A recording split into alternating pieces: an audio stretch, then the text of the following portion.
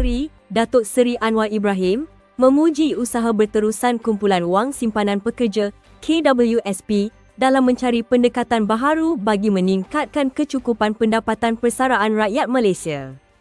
Datuk Seri Anwar, yang juga Menteri Kewangan, berkata penglibatan KWSP bersama syarikat pelaburan berkaitan kerajaan GLIC lain mencerminkan satu bentuk perkongsian awam swasta yang kukuh yang turut menyumbang kepada peningkatan infrastruktur penjagaan kesihatan, kebolehcapaian dan kualiti perkhidmatan serta mewujudkan sistem sokongan menyeluruh untuk rakyat.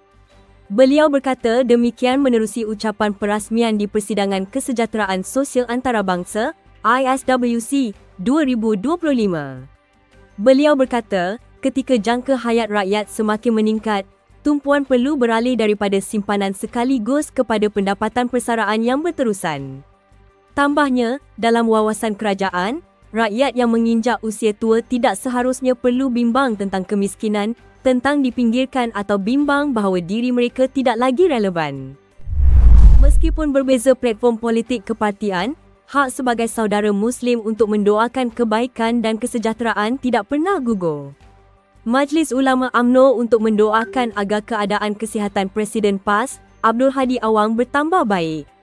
Timbalan pengerusinya, Khairuddin Takiri, berkata meskipun berlainan platform politik, namun hak setiap orang Islam untuk mendoakan kebaikan dan kesejahteraan saudara seagama tidak pernah gugur. Terdahulu, Presiden PAS, Abdul Hadi dilaporkan telah selamat menjalani satu prosedur rawatan di Institut Jantung Negara, IJN, Kuala Lumpur.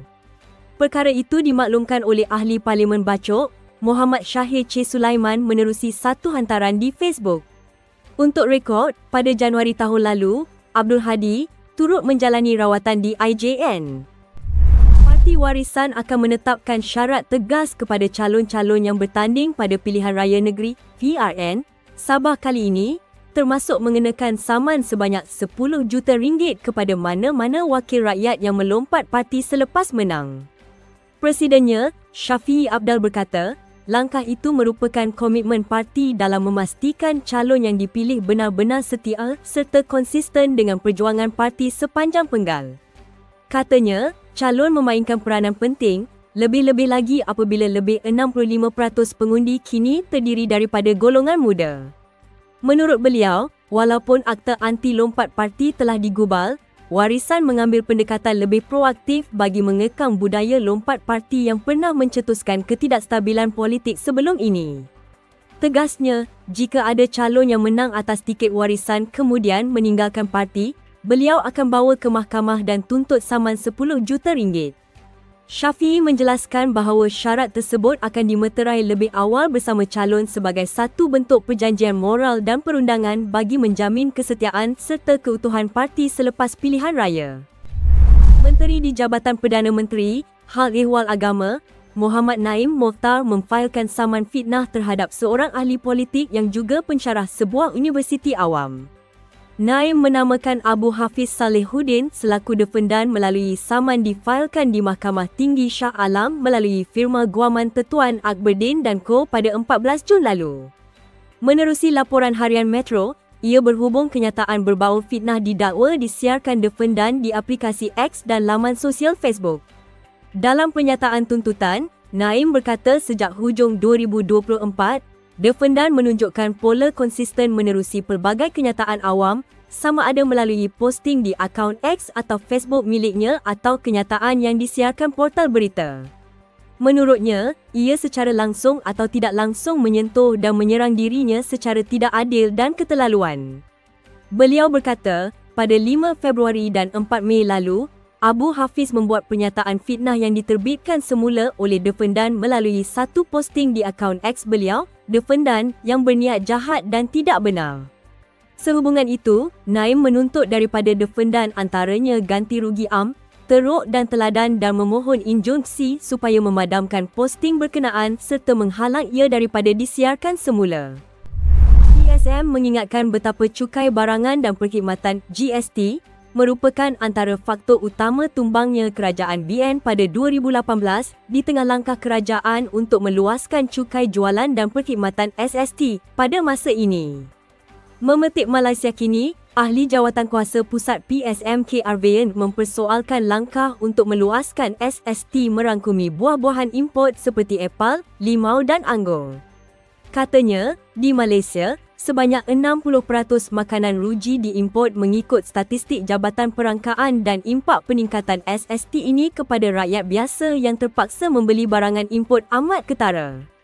Menurut Arvayan, PSM melihat kerajaan yang takut untuk meningkatkan cukai terhadap golongan kaya tetapi dengan mudah melakukannya terhadap makanan orang ramai sebagai kerajaan zalim.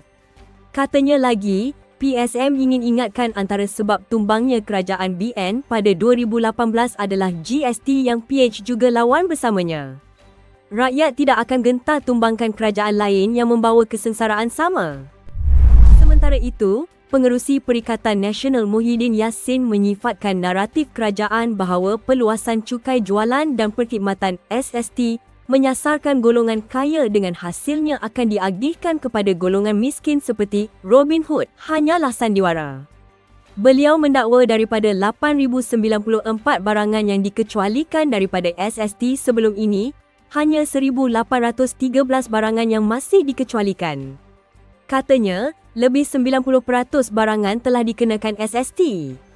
Ini termasuk barangan keperluan asas seperti gula, garam, ikan, sayur dan buah-buahan. Kerajaan sebelum ini mengumumkan perluasan SST terhadap beberapa kategori buah-buahan import dan langkah itu mendapat reaksi rencam, termasuk wujudnya kebimbangan ia akan memberi kesan kepada kos sara hidup rakyat. Rancangan itu diumumkan kerajaan melalui Belanjawan 2025 yang dibentangkan pada 18 Oktober tahun lalu oleh Perdana Menteri merangkap Menteri Kewangan, Datuk Seri Anwar Ibrahim. Mengulas lanjut, Muhyiddin yang juga Presiden Bersatu membangkitkan langkah penyasaran subsidi diesel sebelum ini serta penyelarasan subsidi RON 95 dan cadangan kenaikan tarif elektrik yang menurutnya akan menambah beban rakyat. Beliau berkata peluasan SST semata-mata bagi menambahkan hasil kerajaan sebanyak 10 bilion ringgit adalah tindakan mencekik darah rakyat dan tidak pernah dilakukan kerajaan sebelum ini.